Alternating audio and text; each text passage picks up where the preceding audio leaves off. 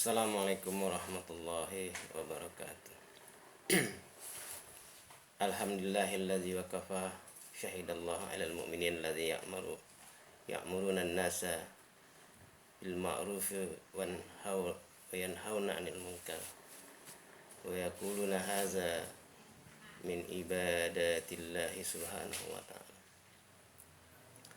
Jadi begini, tadi atas pertanyaan itu saya sebenarnya kurang begitu suka berpolemik ya, karena kalau polemik ini tidak dilandasi oleh iman yang sempurna dan dengan niat yang tulus, maka dia akan menimbulkan perpecahan di kalangan umat Islam itu sendiri. Jadi saya sudah lama kurang suka berpolemik. Dalam beberapa buku yang saya tulis, di antaranya adalah sorotan Al-Quran dan As-Sunnah terhadap Islam liberal. Di situ ada beberapa hal yang terungkap ya, betapa sebenarnya kerja orang-orang Islam yang sudah jauh dari ajaran Islam itu terjadi. Contohnya liberalisme, pluralisme, dan juga sepilis ya. Nah, sepilis itu adalah singkatan daripada sekularisme, pluralisme, dan liberalisme. Nah, ini sekarang ini sudah meracuni cara berpikir umat Islam, bahkan sudah merongrong akidah umat Islam dan sudah juga merongrong komunitas orang-orang Islam. Jadi Islam itu hari ini digalaukan dengan cara berpikir seperti ini. Jadi orang Islam itu tidak solid lagi akidahnya. Mungkin masih ada orang-orang Islam yang istiqomah ya, yang masih berpegang teguh kepada standar Islam, artinya baik akidah, syariah, ma'rifahnya maupun juga amaliyahnya. Dan wujud akhir dari semua itu adalah akhlak. Karena Islam ini adalah lima langkah Islam. Pertama, imaniyahnya sendiri sebagai asas. Yang kedua adalah ubudiyahnya. Yang ketiga muamalahnya, yang ketiga muasyarahnya, dan yang keempat adalah, yang kelima adalah akhlaknya. Dan akhlak ini menjadi maksud. Nah, akhlak ini apa? Akhlak ini adalah kesempurnaan iman, ibadah, muamalah, dan muasyarah. Itulah akhlak. Makanya karena dia sempurna, jadi wujudnya juga sempurna akhlak itu. Dan orang yang diutus oleh Allah Subhanahu wa taala untuk menyempurnakan akhlak itu adalah orang yang sudah sempurna akhlaknya, yaitu Rasulullah sallallahu alaihi wasallam, Muhammad sallallahu alaihi wasallam. Makanya Allah berfirman, laqad kana lakum fi rasulillahi uswatun hasanah liman kana yarjullaha wal yawmal akhir wa dzakarallaha katsiran. Coba perhatikan betapa ayat itu Allah telah sebutkan di situ, sangat manis, sangat cantik itu bahasanya Allah. Laqad kana, laqad. Kalau dari segi bahasa itu lam takkid dan qad. Qad itu juga satu petakitan, satu penguatan. Jadi dua kali, sungguh pasti. Boleh saya artikan laqad itu sungguh pasti ataupun pasti dan pasti. Laqad kana lakum, kana adalah betul ya, artinya itu sudah menjadi miliknya umat Islam, karena lakum itu adalah miliknya umat Islam, milik kamu sekalian. Jadi laqad kana lakum, sungguh pasti adalah bagi untuk kamu fi Rasulillah, di dalam diri Rasulullah itu Muhammad maksudnya sallallahu alaihi wasallam, uswatun hasanah. Nah, uswatun hasanah, contoh yang baik, uswah ya kan. Tapi kalau kita baca di kamus ya, penjelasan tafsir ini, uswah itu adalah qudwah. Uswah itu adalah qudwah. Qudwah itu ada sample of life. Nah, sampel itu adalah contoh yang sudah sempurna. Artinya Rasulullah itu bukan sekedar contoh secara fisik, tetapi dia luar dalam dan amaliyahnya semua itu merupakan qudwah. Gitu jadi qudwah itu adalah sample of life. Nah, kalau kita lihat, kalau kita pergi ke pasar, kita mau beli sesuatu kan, diperlihatkan sampelnya di depan. Artinya kalau sampelnya seperti itu, di dalam itu ya, di gudang itu barang-barang itu seperti itu. Ini nggak perlu kita lihat gudang semua, contohnya seperti itu. Nah, dengan melihat Rasulullah SAW ini, baik zahiriyahnya, ya kan, zahiriyah boleh dikatakan surah penampilannya, kemudian maupun juga sirahnya. Sirah itu adalah napak tilas perjalanan Rasulullah, perjuangannya, ya kan, segi kehidupannya, ya kan, muamalat, muasyaratnya itu. Dan juga yang paling intinya lagi adalah hati Rasulullah. Hati Rasulullah itu adalah sirriyah, ya, jadi makanya sarirah, sesuatu yang merupakan rahasia hati, empatinya hati, dalamannya hati, kerjanya hati. Bukan kalau qalb itu dagingnya itu. Nah, maka Nabi ala fil jasadi mudghah. Ketahuilah bahwa di tubuh manusia itu ada mudghah, segumpal daging. Nah, segumpal daging itu wahya qalb. Qalb itu adalah hati. Tapi ini kerjanya hati. Kerjanya hati itu apa? Itulah kerjanya hati, itulah yang dikatakan afidah. Nah, afidah ini kerjanya hati. Jadi hati ini ada hasil kerjanya. Contohnya iman itu kerja hati, takwa itu kerja hati, yakin, ya, itu kerja hati. Kemudian lagi itu ikhlas. Kemudian apalagi amanah, itu kerja hati. Ya, itulah kebaikan-kebaikan hati. Tetapi kebalikannya juga ada hati itu yang produksinya itu keburukan. Contohnya hasad, dengki, sombong, takabur, ya kan, licik, ya kan, tidak saling menghormati, egoisme. Nah, kalau yang baik-baik tadi ada di dalam hati manusia dan itu didakwahkan, maka hati manusia ini serupa seperti itu. Nah, sample of life-nya itu Rasulullah SAW. Allah telah turunkan Rasulullah itu diutus dengan kesuciannya, kesempurnaannya, kebaikannya, supaya manusia itu seperti itu. Jadi nggak usah lihat yang lain. Jadi kalau tidak ada kebaikan di atas kebaikan kecuali itu ada dalam diri Muhammad SAW. Tidak ada kebersihan di atas kebersihan, kesucian di atas kesucian kecuali itu ada di dalam hati Rasulullah SAW. Tidak ada kesempurnaan amal di atas kesempurnaan kecuali itu ada dalam diri Muhammad SAW. Jadi kita cukup mencontoh, meniru dia, Muhammad SAW, kita selamat gitu. Dan Allah hanya memberikan contoh yang ada jaminannya, itu hanya ada pada Muhammad. Dan Muhammad itu supaya kita contoh, kenapa? Karena Muhammad itu adalah the last prophet, ya kan, yaitu nabi terakhir, ya, yaitu khataman nabiyyin la nabiyya min ba'di, yaitu nabi yang terakhir dan tidak ada nabi setelah dia. Tidak ada nabi setelah dia. Nah, tetapi amal-amal nubuat itu ada pada umat dia. Contohnya, walaupun nabi sudah tidak ada, tetap dakwah nubuah itu ada. Walaupun nabi sudah tidak ada, tetap sholat seperti nabi itu ada. Jadi imannya, muamalatnya, ubudiyahnya, muasyaratnya, akhlaknya tetap diwujudkan walaupun nabi sudah tidak ada. Gitu. Nah, siapa yang mewujudkan? Ya kita, saya dan Anda sekalian, umat Muhammad. Nah, siapa itu umat Muhammad? Semua manusia itu umat Muhammad. Karena nabi itu diutus, wa ma arsalnaka illa kafatan linnas. Kata Allah Subhanahu wa taala berfirman dalam Al-Qur'an di surah Al-Ahzab, kami tidak utus engkau Muhammad kecuali untuk seluruh manusia. Jadi Nabi Muhammad itu bukan nabinya orang Islam aja. Jadi kita jangan egois. Orang Islam harus paham bahwa Allah mengutus Muhammad itu untuk seluruh manusia. Nah, makanya nabinya orang Yahudi itu sekarang ini ya Muhammad. Nabinya orang Nasrani itu Muhammad, nabinya orang kafir itu ya Muhammad. Dan mereka wajib untuk ikut Muhammad, perintah Allah. Wa ma arsalnaka illa kafatan linnas basyira wa nadhira, untuk memberi kabar gembira dan memberi kabar petakut ataupun peringatan. Jadi dua tugasnya.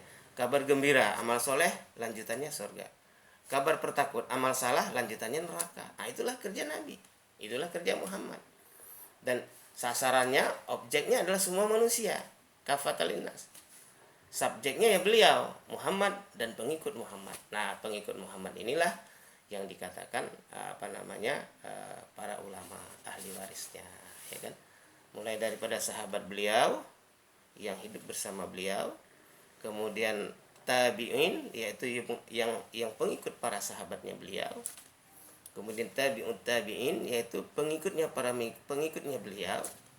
Nah, kemudian setelah itu yang salaf, yang khalaf, ulama-ulama salafus saleh, khalafus saleh. Baru di belakangnya lagi ada ulama-ulama mutaqaddimin, di belakangnya lagi ulama-ulama mutaakhirin gitu. Ya, baru di belakangnya lagi kita nih, umat akhir zaman. Jadi kita di dalam berislam ini kepada Rasulullah itu seperti sholat berjamaah, simpel aja. Coba kalau orang sholat berjamaah itu imamnya Rasulullah Sallallahu Alaihi Wasallam. Saf pertamanya sahabat-sahabatnya beliau, saf keduanya tabi'in, saf ketiganya tabi'ut tabi'in, saf keempatnya itu salafus saleh, saf kelimanya khalafus saleh, saf keenamnya ulama-ulama mutaqaddimin, saf ketujuhnya ulama-ulama mutaakhirin.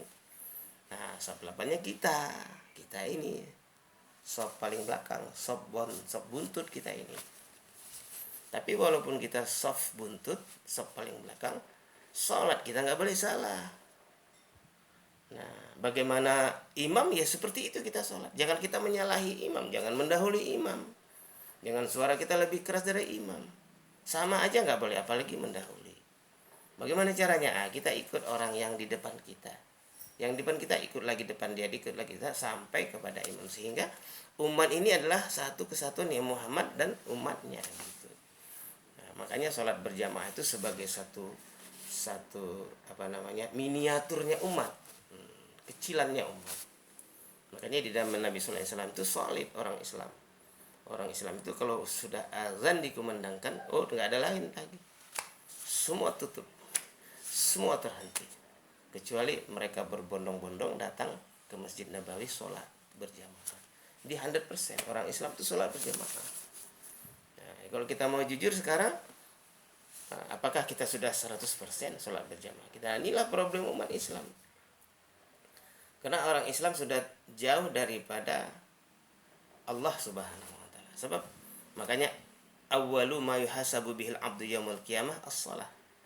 In saluhat saluha sa'iru amalihi wa in fasadat wa fasada sa'iru amalihi. Jadi awal yang pertama sekali nanti akan dihisab dari seorang hamba di hadapan Allah di hari kiamat adalah sholatnya. Nah, kalau sholatnya ini benar, maka seluruh amalnya diterima. Tapi sebaliknya, kalau sholatnya ini tidak benar, maka seluruh amalnya tidak diterima. Ini adalah kaidah, bukan akidah. Kalau akidah itu tauhid kita. Ini kaidah, ini rumus. Nah, jadi kalau sholatnya benar baru diterima seluruh amal, ini rumus. Jadi kan jangan kita merasa bahwa kita sudah zakat, sudah infak, sudah sedekah, masya Allah ya, sudah bangun pesantren, sudah haji berkali-kali. Kita sudah lepas, belum. Allah akan melihat yang pertama dulu, itu sholat kita. Nggak bisa, maka sholat ini nggak bisa dipermainkan. Ya. Jadi sholat ini gambar. Ada satu hadis bunyinya begini: man taraka sholatan muta'ammidan faqad kafara jihara. Masya Allah. Barang siapa yang meninggalkan sholat sekali aja dengan sengaja, maka udah kafir, udah jelas ya. Udah kafir sudah jelas. Tapi mungkin dia tidak kafir murtad, tapi secara praktek dia sudah kafir kepada Allah, karena dia tidak menyembah Allah, karena dia itu bersyahadat untuk menyembah Allah. Kalau ada orang Islam dengan al-kufur, al-jafa, al-kufru, an-nifaq, al-fusuq, al-muslimu tarikus shalah. Coba itu kekafiran, kefasikan, kekurangan ajaran, keingkaran yang besar adalah orang Islam meninggalkan sholat. Nah, jadi maksiat kubro itu, maksiat paling besar al-muslim tarikus sholat. Orang Islam meninggalkan sholat. Itu. Kenapa terjadi gonjang-ganjing politik, ekonomi, apa semua sekarang? Kenapa? Karena orang Islam meninggalkan sholat. Udah. Jadi bukan salah orang kafir. Nah, saya lebih suka kalau kita introspeksi ke dalam. Gak usah menyalahkan orang kafir. Orang kafir itu udah jelas. Innal ladzina kafaru sawaun alaihim a'andzartahum am lam tunzirhum la yu'minun. Sesungguhnya orang kafir itu sama aja. Kamu kasih ingat, enggak kamu kasih ingat, mereka enggak akan beriman. Jadi udah jelas kalau mereka. Nah, jadi tidak ada orang kafir itu yang jujur, enggak ada. Ya ada kata-kata satu klausul ya kan, dibelok-belokkan. Kata-kata ini lebih baik orang kafir yang jujur daripada orang Islam yang zalim. Nah, ini kata-kata ini adalah plesetan saja, tidak mungkin. Karena kalau orang kafir itu jujur, dia pasti syahadat. Karena syahadat itu adalah kejujuran. Asyhadu an la ilaha illallah wa asyhadu anna muhammadar rasulullah. Itu syahadat, syahadatain. Sengaja aku bersaksi tiada ilah kecuali Allah dan aku bersaksi Muhammad itu Rasulullah. Itulah syarat masuk surga. Jadi nggak bisa sekarang ada yang lain itu mau merasa dia sudah pasti masuk surga apa itu tidak mungkin. Rumusnya dari mana? Yang bilang siapa? Lah ini Allah yang bilang, yang menciptakan dia itu Allah. Allah itu berfirman mengatakan dalam Al-Qur'an, ya kan? Alladzina yanquduna ahdallahi min ba'di mitsaqihi wa yaqta'una ma amara Allah bihi ayyusalla yusiduna fil ard ulaika humul khasirun. Itu orang-orang yang membelakangi syahadatnya. Min ba'di mitsaqihi, setelah dia berjanji setia. Coba udah janji setia nih, aku berjanji bahwa tiada Tuhan kecuali Allah, Muhammad itu adalah utusan Allah. Udah janji syahadat. Nah, kemudian yang kuduna min ahdillah, mereka membelakangi janji itu. Min ba'di mitsaqihi wa yaqta'una ma amarallahu bih, bahkan bukan hanya itu, mereka memutuskan apa yang diperintahkan Allah untuk syahadat itu. Apa perintah Allah? Ayu sholat, menyambungkan. Nah, ternyata syahadat itu ada haknya. Haknya syahadat itu dia disambungkan kepada orang lain, didakwahkan kepada orang lain, supaya orang lain juga selamat. Sebab tanpa syahadat ini orang nggak bisa masuk surga, nggak bisa. Ya, biarpun dia mandi darah, air mata darah, nggak bisa. Syaratnya syahadat dulu. Nah kalau dia udah syahadat, baru dia ada kewajiban untuk sholat, ya kan? Baru ada kewajiban untuk puasa, kewajiban untuk zakat, kewajiban untuk haji, infak, sedekah, baik yang lain-lain, amalan-amalan yang lain. Kalau enggak diterima. Makanya orang kafir itu yang enggak syahadat itu enggak wajib sholat, ya kan? Enggak wajib zakat, kalau enggak wajib haji, enggak perlu dia korban, enggak perlu, enggak wajib, bahkan enggak diterima, ya karena dia harus syahadat dulu, pengakuan dulu. Jadi saya ingin menyampaikan bahwa orang kafir itu tidak mungkin jujur, karena dia bertuhan saja nggak jujur. Kejujuran yang paling di atas kejujuran kan bertuhan. Oke, kita bertuhan nggak jujur, gimana kita mau jujur kepada manusia? Tuhan itu kan yang menciptakan kita, yang memberikan kita nyawa, masya Allah ya. Ente hidup tuh karena Allah kasih nyawa, keluar masuk, nggak masuk lagi habis. Nah kok kita mau nggak menyembah dia? Mata ini berkedip karena digerakkan oleh Allah. Telinga kita bisa mendengar karena dikasih pendengaran oleh Allah. Lisan kita bisa ngomong wa ikhtilafu alsinatihim wa alwanhim. Berbeda-bedanya lisan bahasa kamu dengan warna kulit kamu. Allah yang bikin. Mana bisa kita? Ada satu matanya sifit, ada satu matanya belok, ada hidungnya mancung, ada hidungnya pesek. Itu bukan karena dia ciptaan dia, itu Allah yang menciptakan. Makanya kita sembah Allah yang menciptakan kita. Nah sekarang kita udah tercipta dengan sosok yang baik, sempurna, fi ahsani taqwim. Nah udah sosoknya sudah bagus, sempurna, pinter ngomong, otaknya cerdas, matanya bagus, penampilan oke. Nggak mau nyembah yang menciptakan kita, itu kan tidak jujur. Bagaimana mungkin orang kafir yang jujur kita? Itu omongan siapa? Itu tidak ada dalilnya orang jujur kafir, ya kan? Kalau orang jujur itu kafir, dia udah syahadat. Nah, Karena jujur itu mengakui yang benar, kan jujur gitu. Ya syahadat itu kan mengakui Allah yang menciptakan kita, Muhammad yang diutus oleh dia. Dan setelah Islam turun, Al-Quran turun, maka seluruh agama lebur kepada Islam. Nah, ini satu pengakuan. Muhaimin itu lebur kepada Islam. Nggak usah lagi dipersoalkan ayat Al-Maidah 51, Al-Baqarah 120, ya kan, surat Al-Kafirun, At-Taubah, semua itu sudah jelas. Itu kan hanya menceritakan ciri-ciri kekafiran mereka. Ya, bahwa bukan sekarang aja, dari dulu pun kafir begitu. Sifat orang kafir apa? Walladzina kafaru yatamatta'un. Orang kafir itu sifatnya maunya bersenang-senang hidupnya di dunia. Kepingin senang aja hidupnya, makan enak, tidur enak, kendaraan enak, rumah enak. Lihat orang kafir itu berlomba-lomba terus hancur-hancuran habis-habisan, ya kan, untuk cari kenikmatan dunia. Itu orang kafir. Walladzina kafaru yatamatta'un wa ya'kuluna kama ta'kulul an'am, dan mereka makan seperti hewan makan, seperti ternak. Mana ada halal haram nggak peduli, mereka sikat baik. Kenapa? Karena dia nggak jujur dalam bertuhan. Kalau nggak jujur dalam bertuhan, dia nggak syahadat, maka dia nggak percaya sama perintah-perintah Allah. Dia nggak percaya dengan Allah itu yang membuat kemanfaatan, yang membuatkan kemudaratan. Dia nggak percaya. Dia pikir segala sesuatunya automatically terjadi dengan sendirinya gitu. Itu paham-paham sekarang kan seperti paham komunis, paham liberal, ya kan, paham seperti Montesquieu. Saya belajar politik lama, saya di Fakultas Politik. Itu Montesquieu itulah yang menciptakan ajaran trias politika. Adanya eksekutif, adanya legislatif, adanya yudikatif. Itu kan begitu sekarang. Amerika kan begitu. Tapi sekarang kebablasan lagi. Pers minta supaya mereka juga dijadikan pilar keempat, the fourth estate, pilar keempat. Jadi setelah eksekutif, yudikatif, legislatif, pers. Jadi kedudukan pers di negara-negara barat ini sama dengan eksekutif, ya kan. Eksekutif itu mulai dari presiden sampai lurah. Yudikatif itu mulai Mahkamah Agung sampai kepada kehakimannya. Legislatif mulai daripada ketua DPR-nya sampai kepada ini pers. Nah, kalau sekarang di tempat kita ini Persatuan Wartawan Indonesia ininya. Nah, mereka juga merasa bahwa mereka adalah the fourth estate, kekuatan pilar keempat setelah eksekutif, yudikatif, legislatif. Nah, ini asas mereka demokrasi. Nah, demokrasi ini kan saingan sistemnya Islam. Islam itu kan sudah baku, Allah kasih sistem syura, ya, menyelamatkan. Nabi itu kan nggak pakai sistem demokrasi. Nabi itu sistem syura, musyawarah. Karena kalau sistem syura itu dilihat orang yang paling takwa. Inna akramakum indallahi atqakum, kan gitu. Walaupun ada dua orang yang bermimpi mendapatkan perintah suara azan itu, ya kan.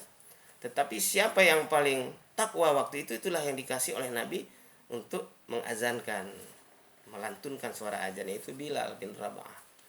Nah, itu. Padahal kalau dilihat dari segi nasabiah, Bilal itu bukan Arab, itu orang Habsyah, orang hitam, ya, kulit hitam, Afrika. Nah, tapi dari segi ketakwaan waktu itu dia yang paling takwa, maka Nabi memberikan kepada dia. Jadi bukan kepada orang yang paling banyak suaranya, enggak. Kapan?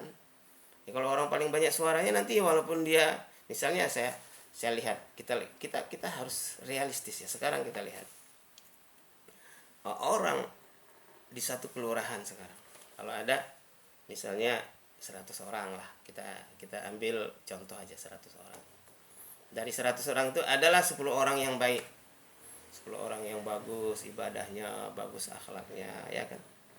Nah, tapi kemudian 90 orang itu ya orang yang suka-suka hati lah gitu, bebas lah pasaran.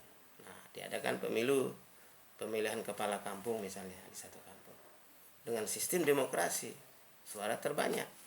Siapa yang menang? Ya yang menang ya 90 orang pasti, karena suara terbanyak. Jadi orang yang baik-baik itu nggak bakal dapat kedumanan suara, dan dia nggak bisa berbuat apa-apa karena dia akan diperintah, akan dikuasai, didominasi oleh orang-orang yang rusak akhlaknya, apanya itu. Nah, demokrasi begitu. Nah, Vok Populi Vok Dei kan itu suara rakyat, suara Tuhan. Masa suara rakyat suara Tuhan? Ya suara Allah ya suara Allah. Suara rakyat, kalau saya rakyatnya beriman, kalau rakyatnya minum khamar, ya bukan suara Tuhan. Ya. Salah satu contoh ya, saya kan salah seorang dari anggota PBI juga.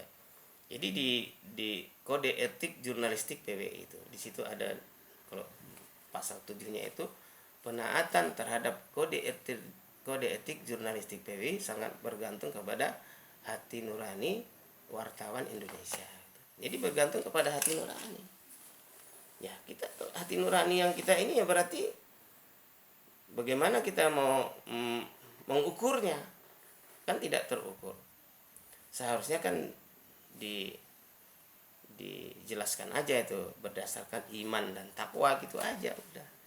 Kalau hati nurani gimana ya, ya banyak teman-teman kita yang sebelum nulis tuh minum khamar dulu, masa itu hati nuraninya?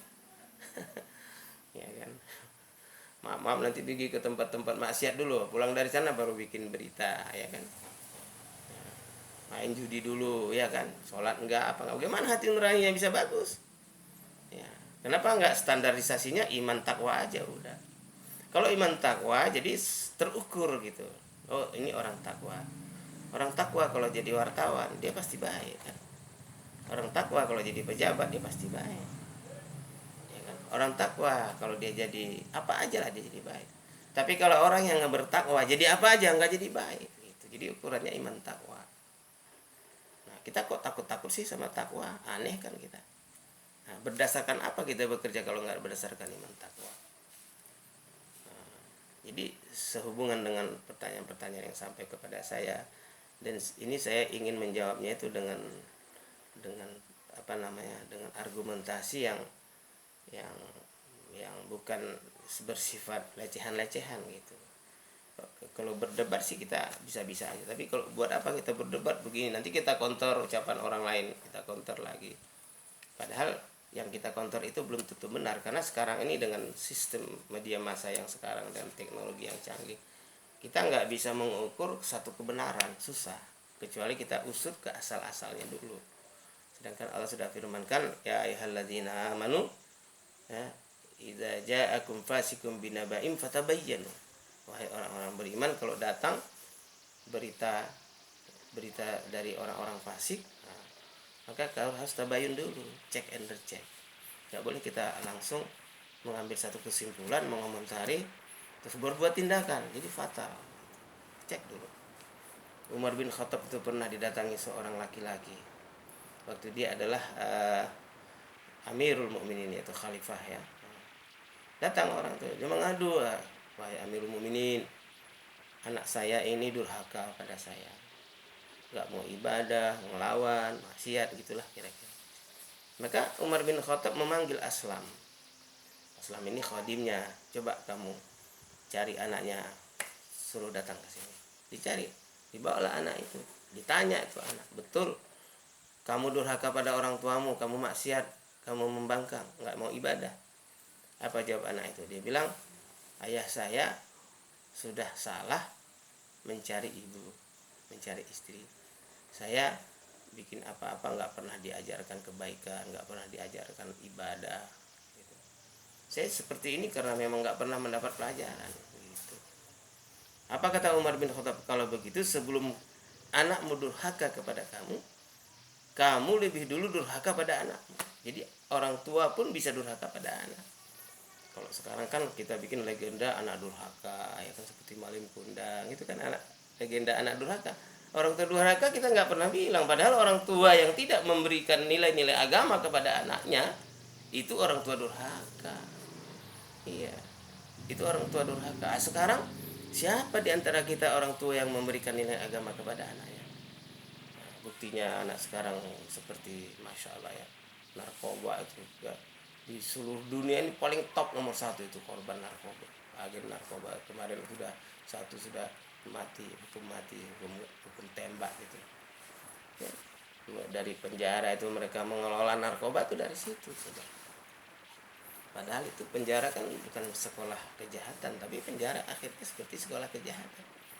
Masuk maling kambing bisa jadi maling kebo, keluar dari situ karena dia makin meningkat kemampuannya, karena ternyata di situ bukan untuk mengembalikan orang ke masyarakat, tapi mengambil orang itu mengkristalisasi kejahatan orang. Jadi orang jahat menjadi lebih jahat, orang bandel menjadi lebih bandel di sini. Kenapa? Karena asasnya tadi bukan iman takwa. Kami kan sering di penjara Cipinang itu ngisi juga saya. Kalau hari Senin adalah di sana. Ada beberapa kali saya ngisi ceramah di situ ya. Ya, sholat zuhur, habis sholat zuhur kumpul di masjid. Nah, itu para narapidana itu kumpul ya, kita sholat berjamaah, habis itu saya kasih ya pencerahan gitu. Saya tanya namanya, masalah Abdullah, Abdurrahman, Abdul Fattah, orang-orang Islam semuanya, anak-anak muda, muka-mukanya masalah muka, kalau dia orang beriman luar biasa, itu kok adanya di penjara. Narkoba, kriminal sebelah-sebelahan itu sama. Coba Bapak lihat ke sana, silahkan Anda lihat, itu korban. Saya tanya, apa cita-cita kalian?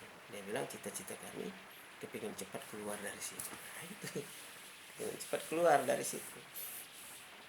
Ya, memang ad-dunya sijidul limunin wal jannatul kafir. Dunia itu adalah penjaranya orang beriman dan surganya orang kafir. Iya. Jadi kalau kita lihat ada gonjang-ganjing sekarang masalah politik apa ini sekarang, kalau saya tidak heran, karena itu sudah Allah jelaskan sih di Al-Quran. Contohnya ya, illa tamfiru yu'adzibukum adzaban alima. Allah telah berfirman di surat Taubah, kalau kamu tidak mau berjuang untuk agamamu, tidak mau mendakwahkan agamamu, tidak mau amar ma'ruf nahi munkar, maka yu'adzibkum azaban alima, kamu akan diazab oleh Allah dengan azab yang pedih. Dengan azab yang pedih. Banyak azab itu, bisa gempa bumi, bisa tsunami, bisa banjir, bisa virus, bisa pemimpin yang zalim, macam-macam itu. Nah, kalau nggak sadar juga, yastabdil qauman ghairakum, maka diganti kamu dengan kaum yang lain. Nah, ini sekarang proses aktualisasinya. Jadi kamu ini akan diganti dengan kaum yang lain. Allah nggak perlu lagi sama orang Islam yang tidak mau berjuang. Buat apa? Ya kan? Kalau azan dikumandangkan masjid kosong, lah orang Islamnya kemana? Ya, kemarin saya pergi ke Turki itu, masya Allah, di Turki itu 15 menit sebelum azan dikumandangkan tuh saf pertama, kedua, ketiga sudah penuh semua masjid begitu. Rata-rata. Nah, kalau kita pergi ke Pakistan ada masjid-masjid itu ramai. Ada yang masjid 20.000 orang jamaahnya. Safnya lurus seperti kebun kelapa sawit, lurus gitu. Subhanallah. Nah, sementara di tempat kita coba, azan aja yang perang di sana, azan sana jamaahnya enggak ada. Ketipu kita. Ada lagi itu masjid yang 3-in-1 ya kan. Alhamdulillah masih ada modal. 3 di belakang, 1 di depan, imamnya sama makmumnya 3 orang. Udah. Nah, kalau imamnya berhalangan, ini yang muadzinnya maju ke depan jadi imam. Tinggal 2 makmumnya. Kalau muadzin berhalangan, nah tinggal tukang komannya masuk. Jadi 1 imam, 1 jamaah. Kalau dia berhalangan tinggal sendiri. Dia yang buka pintu masjid. Ya kan?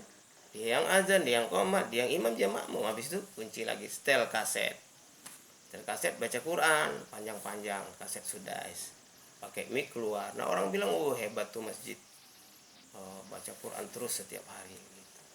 Padahal itu kan tipuan aja. Nah, itulah yang Nabi sudah mensinyalir 14,5 abad yang lalu. Nabi pernah bersabda dalam satu hadis, sayati zamanun 'alan nas, akan datang satu zaman kepada manusia, umatku nanti, la yabqa minal islami illa ismu, tidak tersisa dari Islam kecuali tinggal nama. Islam itu tinggal nama nanti. Enggak tahu sekarang udah terjadi apa. Wala yabqa minal qur'ani illa rasmu, dan tidak tersisa dari Quran kecuali tinggal tulisan-tulisan, lagu-lagu. Ya sudah disayembarakan, udah dapat juara, dapat piala, dapat hadiah. Ada yang hadiahnya umroh, ada hadiahnya mobil Innova, ada. Tapi isi Al-Quran nggak dipraktekkan. Bahkan takut sama isi Al-Quran. Disuruh jihad, diperintah Quran jihad, nggak mau jihad. Salat berjamaah nggak mau salat berjamaah, coba. Nah itu. Yang ketiga adalah wa masajidun kharban minal huda, masjid-masjid sepi dari hidayah Allah. Nabi pernah bersabda, nanti umatku di akhir zaman membangun masjid bagus-bagus, minadz zahabi wal fiddah, dari emas dan perak. Hal ini terbukti sekarang ada masjid emas kan di Depok, Kuba emas. Kalau Bapak pergi ke Shah Alam Malaysia, ada masjid emas. Masjid emas itu sudah terjadi, terbukti. Jadi Nabi itu, apa yang disabdakan Nabi itu 14,5 abad yang lalu, hari ini menjadi kenyataan. Oh, Nabi masa salah? Kita iya salah. Nabi bilang, wa ma yantiqu anil hawa in huwa illa wahyuha. Tidak pernah Nabi itu berpikir, berbuat, bekerja, berkata kecuali wahyu yang sudah diwahyukan, sudah sempurna. Wahyu itu berwujud, ayat itu baru diamalkan oleh Nabi. Artinya sudah menjadi firman Allah, baru diamalkan oleh Nabi. Nabi nggak pernah ngarang, oh menurut pendapat saya, nggak ada itu. Menurut pemikiran saya, nggak ada. Nabi itu tunduk pada wahyu. Tapi dia seorang ulul albab, ulul absar, orang yang hebat, orang yang pintar, tapi tunduk kepada wahyu. Gitu. Nah, tunduk kepada wahyu inilah sesungguhnya yang menjadi pedoman. Jadi kita dalam agama ini bukan main-main, bukan berpura-pura, betul-betul sungguh-sungguh, karena inilah hidup kita, dunia dan akhirat. Makanya kalau di dalam Islam itu wujud toleransi antar umat beragama itu sebenarnya pernah di zaman Nabi, tapi tidak seperti sekarang. Wujud toleransi umat beragama itu ya lakum dinukum waliyadin. Tapi dalam prakteknya Nabi berdakwah. Abu Jahal itu kurang apa, ya kan? Umar bin Khattab itu kurang apa sebelum masuk Islam? Abu Jahal itu didatangi Nabi itu 99 kali. Didakwah, enggak mau masuk Islam.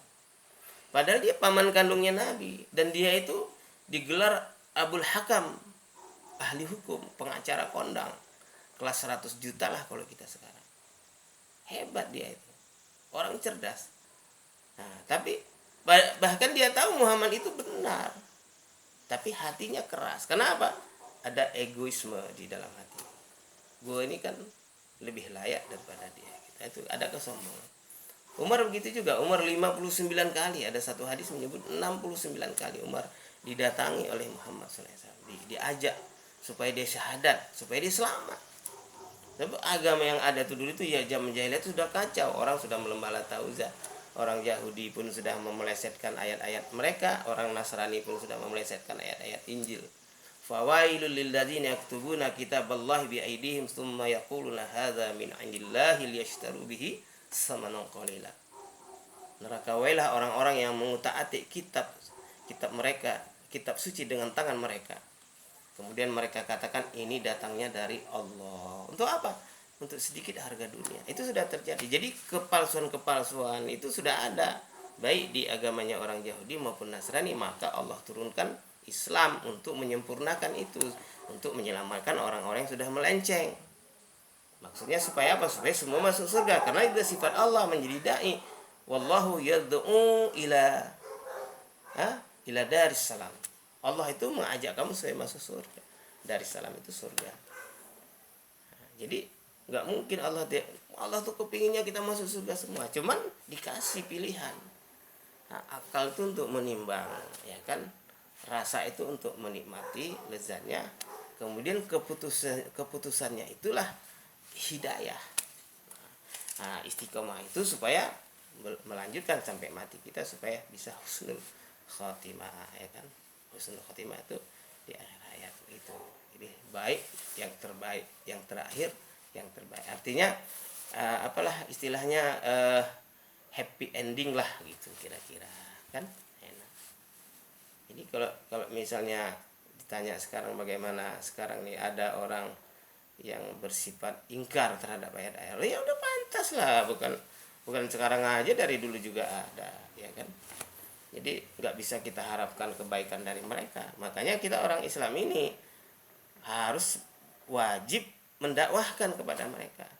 Jadi toleransi kita kepada orang-orang yang belum Islam itu, dakwahkan keislaman pada mereka, sayangi mereka, cintai. Nabi kan begitu. Coba sekali waktu ada orang Yahudi yang sudah meninggal dunia, dan diusunglah jenazahnya lewat di depan Nabi dan para sahabat Nabi. Dan Nabi waktu itu menangis terseduh-seduh. Ditanya oleh sahabat, beliau, "Kenapa engkau menangis ya Rasulullah? Bukankah dia huwa Yahud, huwa minal kafirin. Lima bakaita ya Rasulullah?" Maka ditanya seperti itu. Rasulullah bilang, "Iya, betul dia orang kafir, orang Yahudi. Tapi aku diutus untuk siapa? Aku diutus untuk seluruh manusia, dan aku belum sempat datang kepada dia, belum menyampaikan kalimat la ilaha, dan dia pasti selama-lamanya kecemplung di neraka." Nabi sedih. Jadi orang yang belum sempat mengucapkan syahadat itu ahli neraka. Ulaika ashabun nari hum fiha khalidun. Mereka itu adalah penduduk neraka dan mereka kekal di sana. Jadi orang yang tidak mengucapkan syahadat itu atau yang belum mengucapkan syahadat itu, menurut hadis ini adalah ahli neraka gitu. Jadi bagaimana kita mau senang? Masa kita mau toleransi orang yang ahli neraka? Harus kita kasihan dong. Ada satu keluarga kita di rumah, ada satu orang, ya kan, tiba-tiba udah main-main api, ya. Sedangkan dia masih kecil, nggak paham. Orang kafir itu kan karena nggak paham dia nggak syahadat. Kalau dia paham, dia pasti syahadat. Anak kecil pun karena nggak paham dia main api. Kalau dia paham dia nggak mau main api. Maka kita lihat main api, ibunya, ada orang ngasih tahu, bu, anak ibu main-main api bu. Terus ibunya bilang, biarin aja. Enggak lah. Masa ibunya bilang biarin aja, dia harus segera dia tangkap anaknya, digendong lagi supaya jangan terkena api. Kalau terkena api itu nanti bahaya, bisa luka, bisa cacat. Nah itu. Jadi kita juga begitu kepada orang kafir, kita harus kasihan seperti seorang ibu melihat anak itu. Ya, orang udah setua itu belum syahadat, coba kan masih petantang petenteng, ya kan? Kan lucu itu kalau kita lihat dari kacamata iman, orang kafir itu lucu. Merasa dia itu selamat, merasa kadang-kadang dia mengatakan aku ini pasti masuk surga. Nauzubillah. Jalannya dari mana? Bikin surga sendiri. Beli semen aja berapa sak kalau mau bikin surga sendiri. Beli semen, beli pasir, ya kan, beli batu, dicor, di mana tempatnya? Nah, itu sebenarnya tidak benar, ya. Jadi kita sebagai orang Islam ini, pertama saya anjurkan fahamilah Islam secara benar. Dan asas Islam ini adalah akidahnya, iman yang sempurna. Kemudian tiang pertama Islam ini adalah sholat. Jadi kalau sholat kita mau sholat yang benar itu tadi, kalau mau kita hidup kita ini benar diterima oleh Allah, hubungan baik antara khalik dengan makhluk, yaitu antara kita dengan Allah. Ya, hubungan itu ya dalam sholat, nggak bisa lain, mesti sholat. Dan sholat itu harus berjamaah, fardu ain hukumnya. Nah, yaitu di awal waktu di masjid dan secaranya berjamaah. Nabi bersabda, "Man sami'an nida'a falam yamna'hum min ittiba'i udzu qalu wa mal udzu ya Rasulullah?" Qala maridun aw khaufun lam tuqbal minhu salatul lati sallallahu kama qala Rasulullah sallallahu alaihi wasallam. Barang siapa yang mendengar panggilan. Jadi nida itu panggilan. Jadi azan itu bukan pemberitahuan waktu sholat. Kalau hanya sekedar pemberitahuan ya udah ada alarm, udah ada WhatsApp, udah ada jadwal, dan itu nggak bisa membuat orang hebat sholatnya. Nggak ada jaminan orang punya jadwal sholat yang bagus pakai alarm terus dia sholatnya bagus, enggak. Karena yang benar itu hadis Nabi mengatakan, man sami'an nida, siapa yang mendengar panggilan, dengar nih panggilan, dengar, tapi falam yamna'hu min ittiba'i, tapi dia enggak menghentikan pekerjaannya, aktivitasnya untuk mengikuti panggilan itu. Nggak mau ikut, diem aja di tokonya masih terus, di pekerjaannya, di kantornya, kesibukannya, enggak berhenti untuk menunaikan panggilan. Seperti seorang lurah dipanggil oleh atas yang panggil gubernur. Pak lurah dipanggil gubernur, udah tahu saya dipanggil, bukan udah tahu, bapak harus datang, mau dipanggil kok udah tahu. Nah begitulah kita. Jadi kita azan itu bukan pemberitahuan, azan itu panggilan, kita harus datang. Yang manggil itu yang menciptakan seluruh manusia, Allah Subhanahu wa taala. Maka kita harus datang. Nah, kalau kita nggak datang, lam yamna mittibai, lam yamna min tibai, uzur, kecuali uzur. Ditanya oleh uzurnya apa ya Rasulullah? Uzurnya sakit ataupun takut. Dua saja. Kalau dia sakit parah nggak bisa ke masjid, ya udahlah, boleh dia sholat di rumah. Atau dia takut, kalau ada apa-apa nanti entah hal-hal yang membuat dia celaka kalau keluar rumah di saat itu. Nah, dia boleh sholat. Kecuali yang dua itu tidak ada uzurnya. Nah, kalau tidak ada uzur, dia tidak sholat di masjid, tidak memenuhi panggilan, apa hukumannya kepada dia? Lam tuqbal minhu sholatul lati sholat. Tidak diterima sholat yang dikerjakannya setelah itu. Oh dia udah sholat, iya tapi nggak diterima. Siapa yang nggak nerima? Ya Allah nggak nerima. Nah, itu hukumnya kayak begitu. Bukan sholat itu untuk manusia, sholat itu untuk Allah. Dia peraturannya, syaratnya, rukunnya, adab-adabnya, bacaannya, doanya, zikirnya, gerak-geriknya itu Allah yang mengajarkan. Kita ikut itu baru benar sholat kita, bukan menurut kita. Nah, ya kan? Jadi inna sholata kanat alal mu'minina kitabam mauquta. Sungguhnya salat itu bagi orang atas orang beriman sudah ditetapkan waktu-waktunya. Kitabam mauquta, bukan kitabam mau kita. Ini sekarang ini maunya kita, kan? Suka-suka kita. Nah, begitulah ya. Jadi mudah-mudahan saja ya. Jadi kalau ada tadi ada pertanyaan lagi mengenai masalah surat Al-Maidah 51 itu yang ada pejabat tertentu yang menghinakan. Nah itu udah jelas, ya kan? Menghinakan atau tidak menghinakan, Al-Quran tetap mulia. Inna nahnu nazzalna dzikra wa inna lahu lahafizun. Sesungguhnya kami yang menurunkan Al-Quran, kami yang menjaga, kata Allah. Jadi siapa aja itu, Al-Quran itu ibarat tembok, ya kan? Orang ini ada orang. Jadi kalau orang membangkang kepada Al-Quran itu sama juga dia membenturkan kepalanya ke tembok. Coba latihan. Ambil kepala kamu, benturkan ke tembok, kira-kira yang pecah yang mana? Temboknya apa kepala kita? Nah begitulah orang yang mengutaati Al-Quran. Sebenarnya bodoh itu orang kayak gitu. Apalagi digunakan untuk alat-alat politik, itu ya, itu udah jauh dah. Gak usah dibahas juga, udah tahu ahli neraka lah orangnya kayak. Kalau mereka tidak tobat, ahli neraka ya. Udah itu aja. Ya sudah jelas. Jadi nggak perlu dibahas gitu lagi sampai laporan buat apa, kan capek. Nah orang Islam ini tugas pokoknya itu laksanakan sholat berjamaah, doa atas sholat, dan dakwah atas sholat. Nah, berdakwah kita supaya orang sholat, berdoa juga supaya sholat kita itu diterima oleh Allah Subhanahu. Nggak ada jalan lain kok. Kalau andai kata orang Islam ini mendengar suara azan, terus mereka berbondong-bondong datang ke rumah-rumah Allah 5 waktu, berbondong-bondong, masya Allah, bangkrut itu kerajaan setan. Nah, tapi kalau orang Islam kayak sekarang ini ya, azan dikumandangkan dia kemana? 2 orang yang sholat, 3 orang yang sholat. Orang Islam sibuknya ngejar dunia. Ya, makanya makin kuat itu kuku setan. Kuku setan laknatullah alaihim ya. Kuku setan itu mencengkeram, dan kerajaan-kerajaan setan akan Allah berdirikan dengan gagah dan akan menjajah orang-orang Islam. Ini nggak usah heran, minoritas akan menjajah mayoritas itu sudah terjadi di beberapa zaman dahulu ya. Di zaman Turki itu di eranya Kemal Atatürk sudah berapa, 90 tahun di tangan dia kan itu.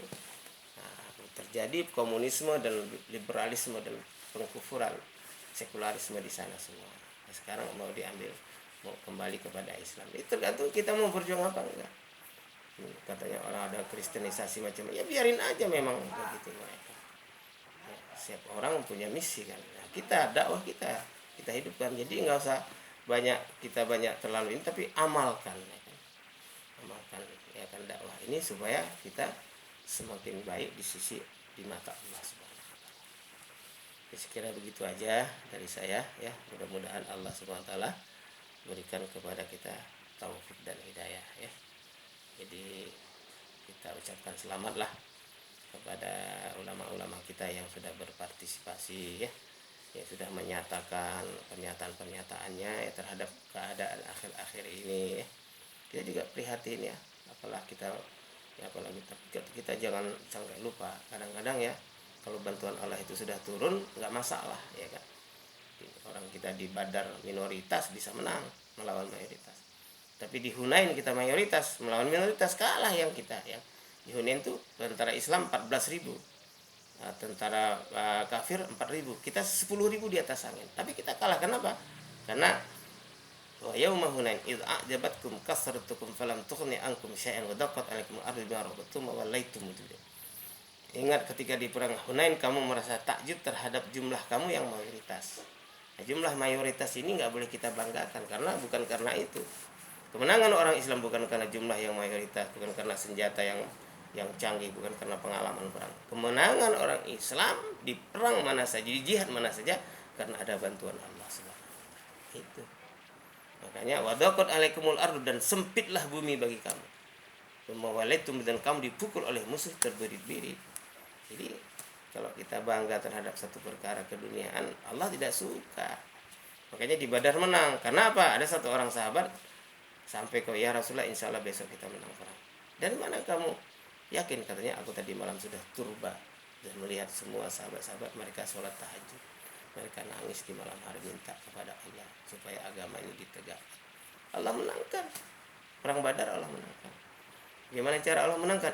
Romaita ma romaita walakinnallaha rama. Ketika kamu lempar, padahal bukan tangan kamu melempar, tapi Allah yang melempar.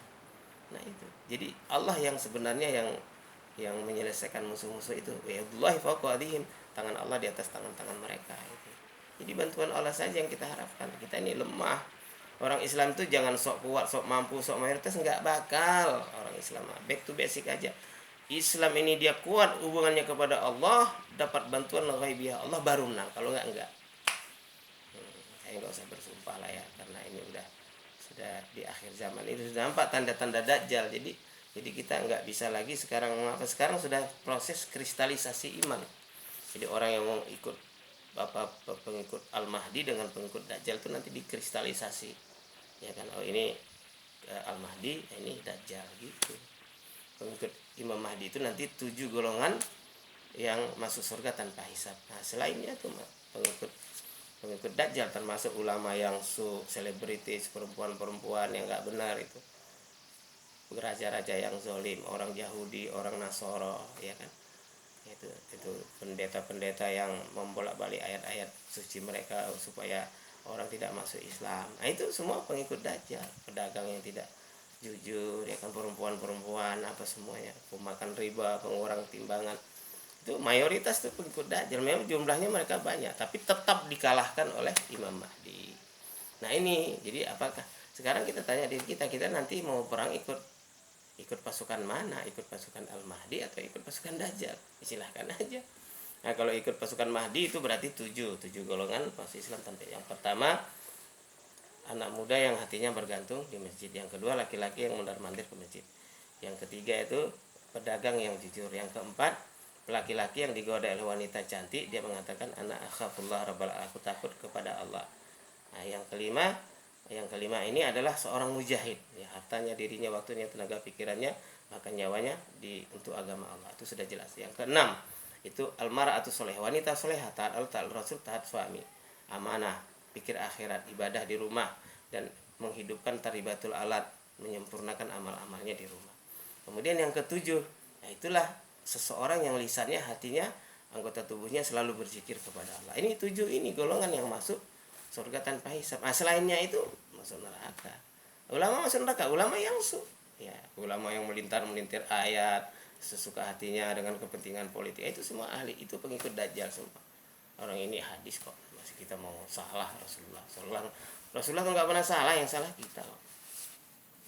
Baik ya, atas pertanyaan semua, mudah-mudahan Allah berikan kepada kita hadani alaikum ajma'in. Subhanallah bihamdihi, subhanakallahumma bihamdika, asyhadu la ilaha illa anta, astaghfiruka wa atubu ilaik. Wassalamualaikum warahmatullahi wabarakatuh.